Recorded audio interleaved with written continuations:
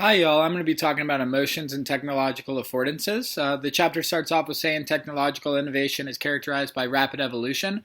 This nature of technology poses a challenge for research about communication technology that seeks to have enduring relevance across different devices and platforms. Then it goes on to say technological affordance refers to any capacity or feature of technology that shapes how users use it. Affordances are the characteristics that distinguish one device or platform from another. So mobile phones nowadays allow for both synchronous voice transmission and asynchronous text message communication channels and greater mobility.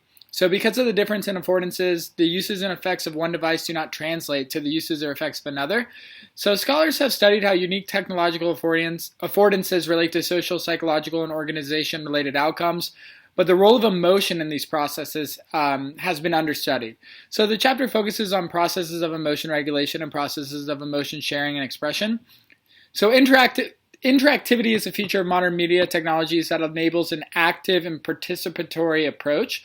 So it involves three components: the number of functions available to be manipulated by the user, message reciprocity, and the exchange of information contingent upon previous messages, and then lastly, user control over the tools of the medium to personalize content. So personalization is the ability of users to tailor content based on their own preferences. So it can also occur when automated algorithms present information based on a user's past behavior. So I do this on X with fantasy football news. I create lists.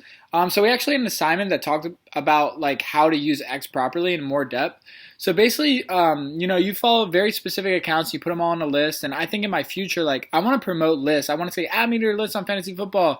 I just don't think enough people know about it. I think it's such a good, like, way to, customize your account. So also the reading talks about algorithms. I think we can all relate to the algorithm. In my head, I'm trying to think of the other side. Like, as a content creator, how can I post content that, like, fits into the algorithm, A lot of you guys know Mr. Beast, who's like a huge YouTuber. He mastered the algorithm, and that's how he became so successful. So it talks about accessibility, referring to the extent that technology is available for use in different contexts, and mobility refers to the extent that technology is portable. So I think that's why it's so important to be on every platform as a journalist, because some platforms are easier to view on a mobile phone. I think it's just important to make videos for those type of platforms since people are using their smartphones. It also talks about how important like platforms with large audiences are. So Facebook comes to mind. I think it's something I could tap into.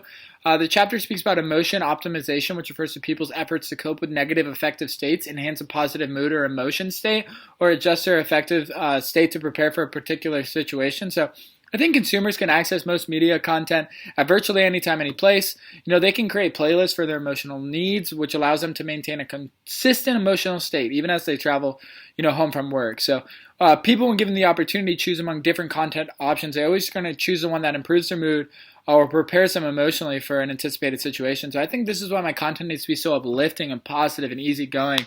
I think that's going to be my niche in the future. It goes on to talk about smartphones and how they're good tools for emotional monitoring. It also talks about how there's like apps that deliver mental health interventions because they afford users a convenient, discreet, and affordable way to access therapeutic resources on demand. So it talks about Hulu and Netflix, how they've kind of like changed media consumption habits and how binge watching was positively associated with motivations to watch television for emotional management purposes. So studies have linked experiences with personalized media content to positive effective outcomes. For example, like consumers who were afforded the ability to customize their avatar in a video game, they were happier. So I play video games, I do the same thing. I have a customizable Snapchat avatar that I love, so I kind of can relate to this. Makes me think in the future, how can I use my fantasy football website, like how can I have people like personalize their own accounts? So then it also talks about moods are optimized when they interact with media experiences, and this occurs because of interactivity. So I think it's like, us as journalists making interactive stories. And then it goes on to talk about some of the negative effects, and like binge watching can be problematic because it can be associated with loss of control. Also, mobile device can be associated with negative indicators of affective well-being, particularly if users knowingly or unknowingly come to view the devices as an extension of their own selves. So I think we have to find the right balance as a journalist, like in the future, not to just be so focused on, okay, this is social media, I need to be on this, but to make sure we take a step back as well. So then there's also push notifications that can pull users in, and people don't like that. So I keep most of my push notifications off. Also, sometimes users find personalized online content creepy, like personalized ads. I think we can all relate to this. You say, oh, I want a chocolate bar, and then you look at your phone and you see an Instagram ad for Hershey's. It's like a little weird.